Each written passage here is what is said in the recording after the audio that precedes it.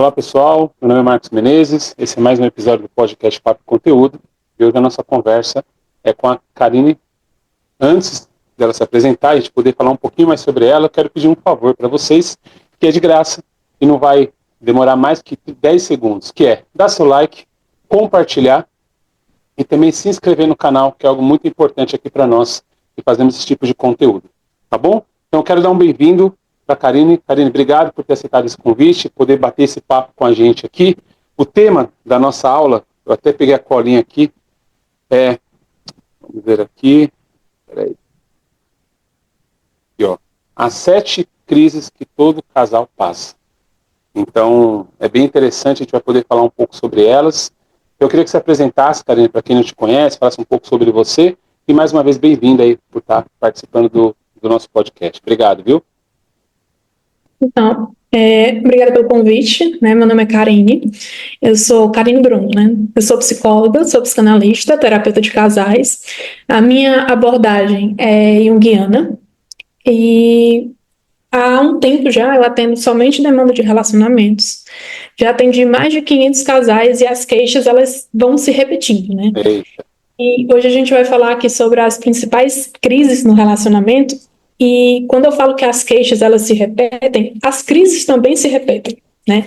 Se a gente for pensar aqui, né, nas principais crises, a gente inicia já ali no noivado, né? A grande principal crise no relacionamento é a do noivado, né? Toda aquela preparação para o relacionamento. Por que que o casal entra em crise já no início ali do relacionamento? Porque tem toda aquela fase de preparação, que a gente sai do namoro e a gente já começa a se preparar para uma vida a dois, né? Então, tem a preparação, tem o início da vida financeira do casal, né? Uma festa requer um financeiro mais organizado, né? Às vezes um é mais econômico que o outro, às vezes tem aquela questão de eu quero uma festa grande, eu quero uma festa maior, a gente vai chamar só a família, a gente vai chamar muita gente. Então, é comum que os casais busquem por terapia para se preparar para uma vida a dois. Então, esse já é um grande marco, né? Às vezes a pessoa pensa, como é que a gente vai iniciar um casamento já fazendo terapia de casal? Isso não vai dar certo. Mas é super normal, né? É até um alinhamento de expectativa. Legal. Eu sei que eu já fui bem entrando aqui nas crises, Sim, mas... não, pode ficar tranquila. Fica tranquila. A grande segunda crise, que eu não sei nem se os casais observam isso como crise, mas é o primeiro ano de relacionamento, né? Que é a questão da adaptação. A gente acaba misturando muito essa questão dos valores, dos princípios, dos costumes. São duas pessoas muito individuais que vêm de um berço familiar com costumes e valores diferentes e que de repente precisam se juntar e criar valores únicos, familiares, a partir de então, né? Então, muitas coisas, muitos costumes vão mudar dali para frente e esse período de adaptação é um período difícil. Tá? É um período que requer muito daquele comportamento que era fofinho quando estavam se relacionando, né, no namoro, torna irritante. É quando o casal começa a colocar em xeque os defeitos e as qualidades. Né? Lá no início do relacionamento tudo é lindo, é a paixão, é tudo maravilhoso, e no primeiro ano de relacionamento, né, é quando o amor começa a surgir, o sentimento ele fica mais maduro. É quando a gente consegue colocar na balança e entender que, olha, você tem defeitos e você tem qualidades. Quando eu coloco na balança, eu percebo que os seus defeitos, eles são pequenininhos na frente das suas qualidades. Então, eu vou ter que encontrar uma forma de me organizar com esses seus defeitos. Então, esse primeiro ano de relacionamento é uma forma de um baque, né? Quer apertar? Eu queria, antes de você falar do terceiro, ou finalizar o segundo, essas crises, todo casal passa sem exceção, ou pode acontecer de algum casal pular uma etapa e já ir lá para uma outra crise?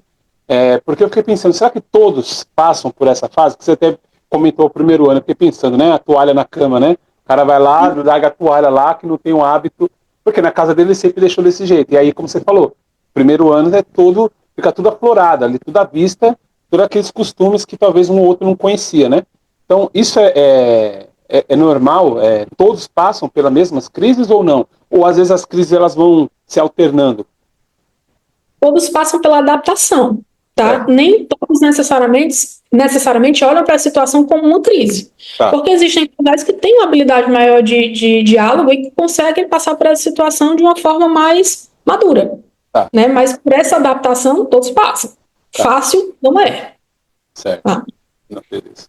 A terceira situação, mais difícil, né, que aparece muito em consultório, é o nascimento de um filho. É outra readaptação que o casal faz. Né? A gente costuma dizer que a mãe, ela inicia a maternidade quando o filho está na barriga. Né? E o pai, parece que cai a ficha um pouquinho depois, quando o filho nasce. Então, é natural esse envolvimento da mãe já no início.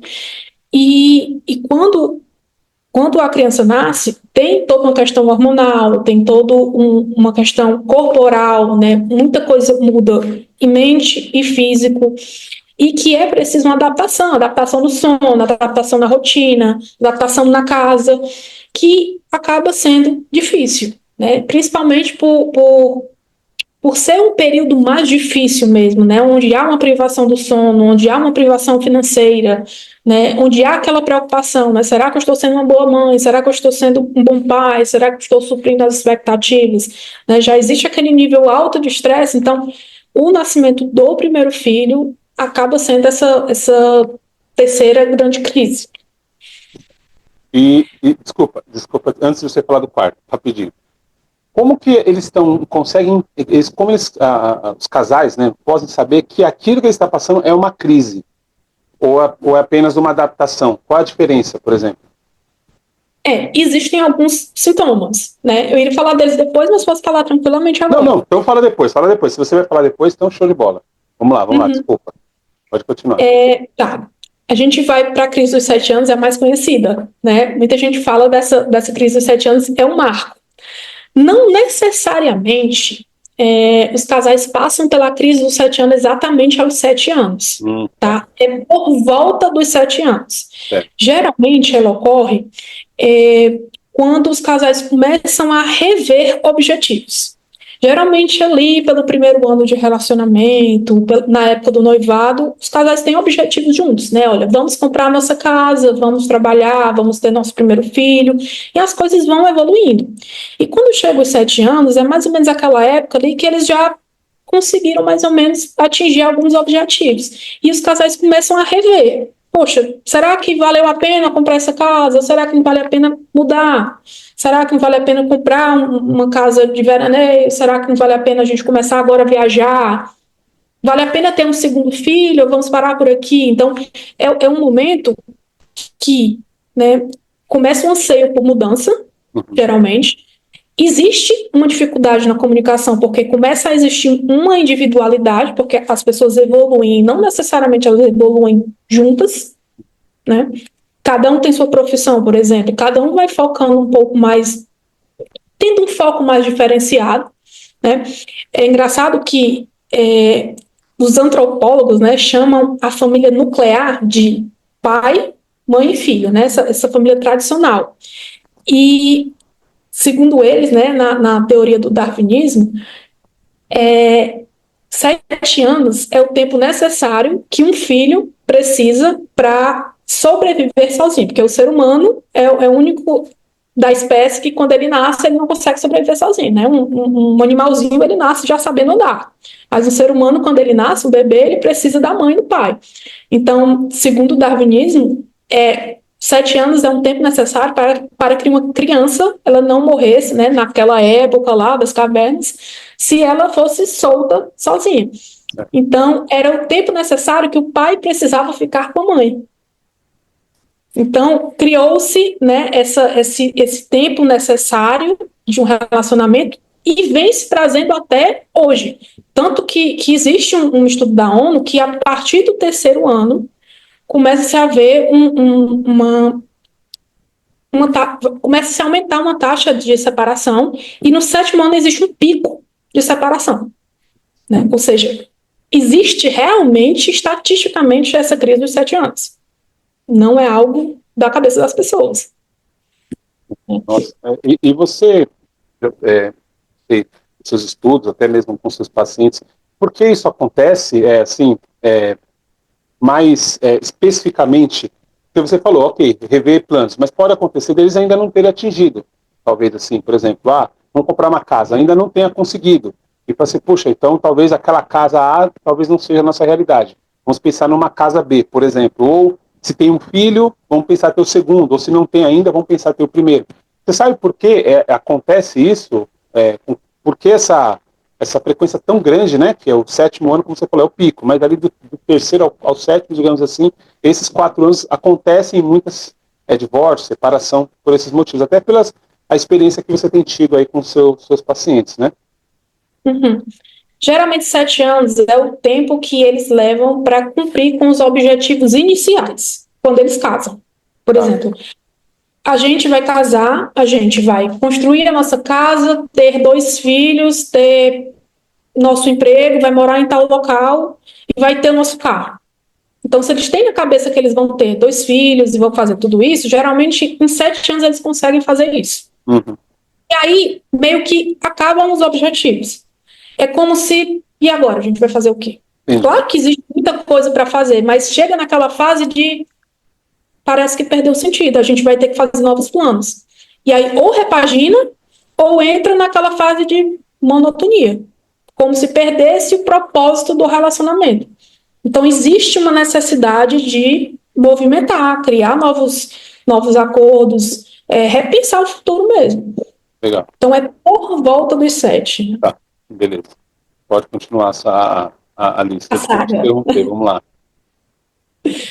Então, continuando a saga, né? Chega aos 40. Aos 40 anos é a época que existe muita mudança corporal, né? Começa a iniciar ali o processo de envelhecimento. Desestabiliza, principalmente a mulher, né? Tem a questão lá da menopausa, começa a aparecer os primeiros sinais e começa a necessidade de ter uma vida mais saudável até, né, por causa, inclusive, das mudanças corporais. Isso afeta muito a vida do casal, tá? Porque vem aquela sensação de que, poxa, eu estou angustiada porque já passou boa parte da minha vida e o que foi que eu fiz, né? E aí aí essa crise ela é mais individual, né? A pessoa começa a repensar, de olhar para trás e pensar, tá, até aqui eu fiz tudo pela minha família. E o que foi que eu fiz por mim? Aí vem a velha crise da meia-idade, né? Ela é mais individual, mas afeta o casal. Porque às vezes a mulher ou o homem começa a pensar tão individual que acha que a família não faz sentido, né? E aí é preciso, né, a gente voltar esses olhares para o núcleo familiar novamente. Aí a gente vai para a 6ª crise, né, que é a entrada na meia-idade. A 6ª crise ela tem um marco muito, muito peculiar, que é o que a gente chama da síndrome do ninho vazio. É mais ou menos na época que os filhos começam a casar e ir embora. E aí os pais olham e pensam, e aí? Perdeu o sentido. Ficou só nós 2 e agora? Vamos fazer o quê? A gente passou a vida inteira criando os filhos e qual é o sentido que a vida tem agora? E aí começa a se repensar. Vale a pena um relacionamento? E é preciso, como se fosse, focar a capacidade de produção em alguma outra coisa. Até então, o foco do casal é cuidar dos filhos. Então, quando os filhos saem de casa, a sensação que eles têm é que não existe um outro foco. Eu vou cuidar de quê? Sendo que existem outros focos de cuidado, de proteção. Você pode encontrar um hobby para fazer junto com seu esposo, com sua esposa, só que não existia isso antes, porque o foco era outro. E lembrando que a cada crise dessa que vai vindo, que o casal vai superando, a probabilidade de uma separação vai diminuindo, porque vai existindo uma maturidade que vai se adquirindo a cada obstáculo que passa. E por último, eu diria a menos problemática, exatamente por esse motivo que eu acabei de falar, que é a crise da terceira idade. né, que vem muitas limitações motoras, muitas limitações de libido. Os idosos eles costumam se entregar, né, como se não pudesse mais fazer nada da vida. Mas é como eu falei, é a que menos existe probabilidade de separação, porque a sensação que eles têm é: eu não me separei quando era novo, por que eu vou separar agora? Entendi. E eles já passaram por tantas crises, tantas situações diferentes, que mais uma situação difícil é como se fosse um obstáculo que eles sabem que vão transpor e evoluir. Entende? Então, pode parecer complexo, mas as situações em consultório elas vão se repetindo e elas giram mais ou menos em torno dessas 7 crises. Tem outras, no caso, né? Existem outras. São mais essas que você pega com mais frequência, no caso, né? Exatamente. Tá. Que são bem cronológicas mesmo, assim, são bem específicas. Só falando sobre a cesta que você falou, acho que a cesta ninho vazio, né? Que você perguntou, é isso? É a cesta? Qual foi? Ninho vazio. Ninho vazio, a cesta. A cesta. Bom, isso que você falou é uma verdade, né? É pelo que eu vejo da minha família e tudo mais. Mas mesmo os pais sabendo dessa situação, eles estão vendo os filhos crescendo, 15, 20 anos, né? Já estão namorando e tal. Mesmo eles sabendo dessa situação, ainda assim tem esse sentimento, mesmo sabendo que os filhos estão ali já em fase de que logo vão casar e que logo vão ficar só eles dois. Você acredita que muitas vezes eles deixam para pensar em novos planos, digamos, novas metas, após a saída dos filhos, ou eles já começam pensando antes? Porque mesmo sabendo o que vai acontecer, eles ficam tipo assim: meu filho foi embora, mas você já sabia, né? Já estava dando indícios daquilo. Ainda assim, eles acabam passando por essa situação, né?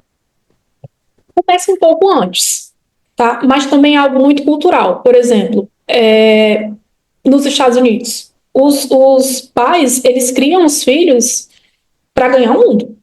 Né? Você pode ver, até nos filmes mesmo, tem aqueles, as escolas onde eles vão morar. Sim, desde muito cedo, e de lá já ganham sua vida. Aqui não, né? Os pais ficam os filhos morando com os pais até adultos, isso é muito normal, você sai de casa para casar.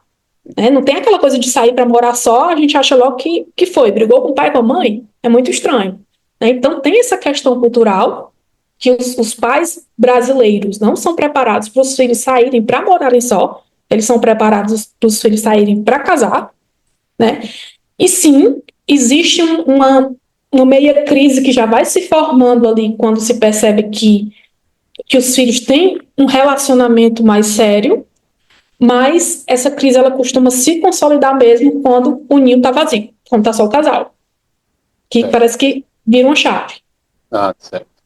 Então, beleza, respondido. Okay, aí eu queria falar com vocês sobre, lá que eu pergunto, acho que pelas primeiras duas, sobre a questão da adaptação e crise. Como eles sabem que realmente, qual é o indício, né? E porque eles falam, a gente está em crise, em alguma dessas que você comentou, né? Uhum. O que é a diferença da adaptação para uma crise, né? Em uma adaptação, você consegue perceber que existe algo que não está legal, mas você tem o poder do diálogo. Você consegue conversar e consertar o problema.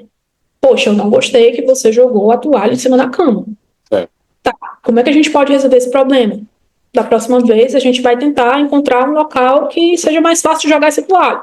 Tá, ok, vou tentar.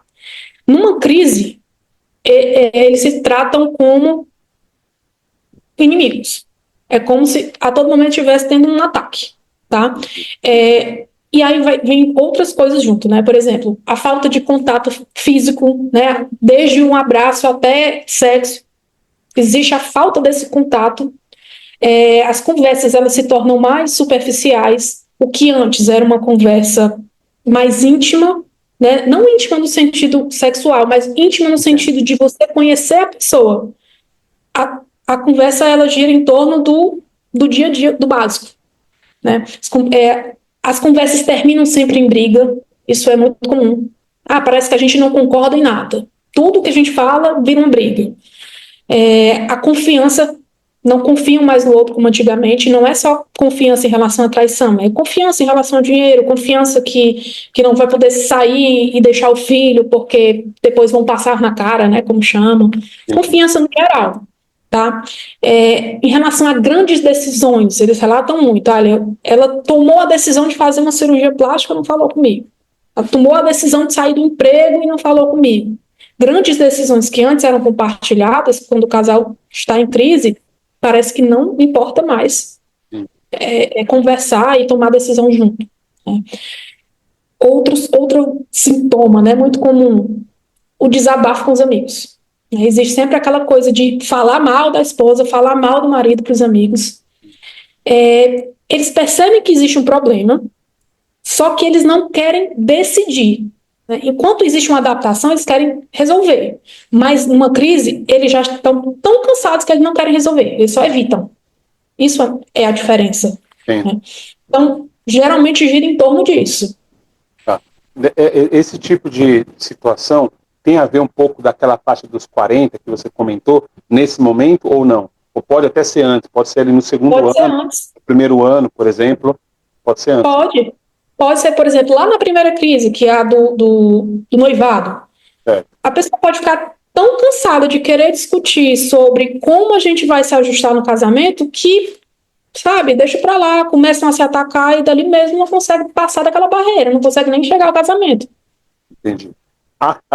Tem aquele, aqui em São Paulo, a gente fala daquela questão que eu já ouvi, né, casais falando que chegou na fase da amizade, onde já não se procuram mais sexualmente, estão vivendo na casa como amigos, assim, tipo, oi, tudo bem e tal, aquela coisa bem fria, né, nesses casos, especificamente, aí já emendando com uma pergunta que eu ia fazer, porque você falou sobre todas as crises, né, o que a gente pode fazer como uma dica, uma sugestão, passo a passo, enfim, que pode ser feito para ajudar nessa situação, porque eu imagino que quando chega nessa fase da amizade, eu acho que é muito ruim, né, quer dizer, eu acho, não tenho certeza, é muito ruim, perde, né, você parece um amigo, literalmente, né, só que você mora na mesma casa, parece que você morou na sua casa, com seu pai, sua mãe ali, aquela coisa meio normal, chega, oi, tudo bem e tal, aí, como você falou, acontece essa questão, já não conta mais, né, tem ali recebeu um bônus, às vezes no salário, não fala mais nada, e vai vivendo, né, e o filho vai crescendo no meio assim, meio que, não jogado, né,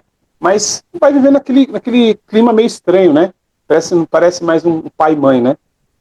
Uhum. Geralmente chega nessa fase por causa de alguma mágoa, tá? Não chega do nada. Às vezes as pessoas têm a impressão que um relacionamento para chegar ao fim, elas precisam brigar bem muito. E não necessariamente é assim. Às vezes um casamento chega ao fim sem uma briga. Simplesmente um vai para um lado, vai para o outro, ou às vezes viram amigos e dali acaba, tá? O primeiro passo seria você começar a deixar a culpa de lado. Tá? Porque geralmente quando chega nessa fase existe uma mágoa, portanto existe uma culpa, né? Ou você se culpa por algo que você fez de errado, ou você culpa o outro. Então você começar a tentar separar as situações. Por que eu me culpo? Por que eu culpo o outro? Por que essa situação ocorreu que fez a gente tentar encontrar a origem do problema e deixar a culpa de lado, tá? Essa questão de encontrar a origem do problema, ela é muito importante e muito difícil. Porque às vezes a gente sabe como está, mas não sabe por que a gente está como está. Né? E aí a gente vai meio que para o segundo passo, que é tirar um momento para pensar. O que seria esse momento para pensar? É você exatamente encontrar essas origens. Né? Entendido que existe uma culpa, entendido que existe uma mágoa, agora eu vou parar e tentar encontrar quando foi que começou, e pode ser até desanimador, mas entender que essa crise não vai passar sozinha. Que é possível uma ação. Tá? E aí, quando eu entendo que existe uma culpa nessa história, que existe uma mágoa a resolver, quando eu entendo como ela começou, que eu não vou conseguir, que ela não vai cessar sozinha, que eu vou precisar fazer alguma coisa, eu vou precisar conversar, tá? Essa conversa, ela pode ser muito difícil, porque até então, o costume que o casal tem é de se atacar, né? E aí é que entra a ajuda profissional. Por quê? Nem sempre a pessoa consegue identificar a origem com a ajuda de um terapeuta ou psicólogo, né? Eu falo psicólogo porque existem terapias inúmeras Mas um psicólogo que é um profissional capacitado para isso, ele vai encontrar, com certeza, a origem, a mágoa, a culpa, o que fez tudo começar, e ele vai conseguir pontuar, né, pontuar ali aquelas situações que desencadearam o comportamento. Né? Se estão brigando, o que foi que desencadeou? Se estão afastados, o que foi que desencadeou? Se não há intimidade, o que foi que desencadeou? E como essa conversa pode acontecer e que equilibre as coisas sem que gere uma briga, sem que gere um ataque. Porque, com certeza, uma pessoa não chega na terapia sem antes ter tentado conversar e essa conversa falhou. Então, se você vem fazendo sempre a mesma coisa e vem dando errado, vai chegar um momento que você precisa fazer uma coisa diferente. Que aí é quem entra a ajuda profissional. A crise não vai cessar sozinha. Certo. Entende? E no caso, quando eles reconhecem, mas um dos dois ou os dois não querem buscar ajuda. Tipo assim, já foram aconselhados, não, que a pessoa falou, mas eles não querem, porque eles acham que não vai, assim, eu não vou expor minha vida para um desconhecido, que eu mais ouço assim, né? Esse tipo de coisa. Como lidar com isso? Quando um dos dois toma consciência, meio que é a responsabilidade daquela pessoa que tomou consciência de resolver. Né? Por exemplo, imagine que eu esteja num relacionamento ruim. Meu esposo não queira resolver esse problema com um profissional. É responsabilidade minha de resolver. Ou eu vou viver infeliz para sempre. Então, duas saídas. Ou eu vivo infeliz porque eu sei que o problema não tem solução sozinho, ou eu vou atrás de uma terapia. Existem muitos casais, né, casais que só uma pessoa procura, que a gente consegue fazer algumas adaptações e o casamento prospera. Isso que eu ia perguntar também, sobre o atendimento só para um. E digo mais, 90% dos casos, depois o outro vem. Um inicia e depois o outro vem, porque vê que está tendo resultado. E quem é que vai primeiro, Karine? É mais o homem ou mais a mulher? Os dois. Não consigo mensurar assim, um dos dois. Geralmente é igual. Ah, legal. Eu achava que a mulher ela ia mais, assim, talvez para ela ter uma percepção melhor e o cara falar, não vou lá, não sei o quê. Não, interessante. Legal. Bacana. Bom, a gente está chegando aqui já na reta final. Antes de eu fazer as considerações finais, eu queria que você deixasse seu contato, sua rede social, quem quiser entrar em contato com você, como é que você faz, curso, atendimento, enfim, pudesse falar um pouco aí para o pessoal. Então, quem quiser entrar em contato, tem o meu Instagram, né, que é PSI, de psicóloga, Karine Bruno, meu Karine é com K e 2 N's. Tem o site também, onde tem um vídeo lá explicativo de como funciona a terapia, de como funcionam todas as etapas do tratamento, que é www.psicologacarinebruno, lembrando que é Karine com K e 2 N's, .com.br. E quem quiser entrar direto em contato pelo WhatsApp é 85-DDD 99453-3162. Beleza, eu vou deixar aqui também escrito para as pessoas poderem ver, também vou marcar você no canal. Bom, eu queria, antes da gente finalizar, que você pudesse, se você acha que tem algo que a gente não conversou, alguma dica, alguma coisa que você veja que é importante mencionar, que a gente não tenha falado ou eu não tenha perguntado para você.